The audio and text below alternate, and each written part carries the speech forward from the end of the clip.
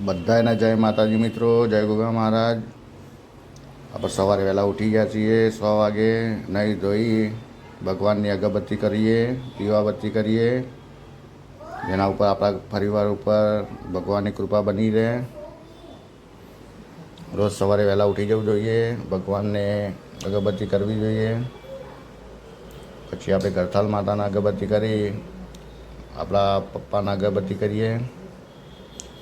પછી બહાર જઈને સૂર્યનારાયણના અગરબત્તી કરીશું। પછી આપણે શરીર ગરમ કરીશું, જમ્પિંગ કરીશું, જેનાથી શરીર આપણે એકદમ ફ્રી થઈ જાય, એકદમ રિલેક્સ।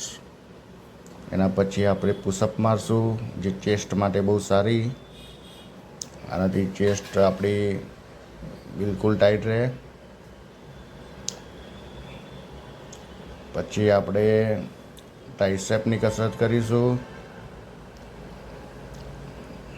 જો મિત્રો, ટ્રાઇસેપ એકદમ દબાઈને મારવી પડે, એનાથી આપણા હાથનો શેપ સારો રહે। પછી આપણે સપાટા મારીશું। સપાટાથી ચેસ્ટ અને બેક પ્લસ હાથની પણ કસરત સારી રહે।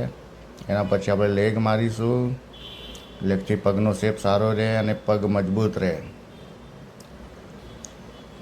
એના પછી આપણે બીજી મારીશું લેગની, બિલકુલ લેગ પગ આપણા એકદમ શેપમાં રહે અને મજબૂત રહે। એના પછી બીજી લેગની મારીશું।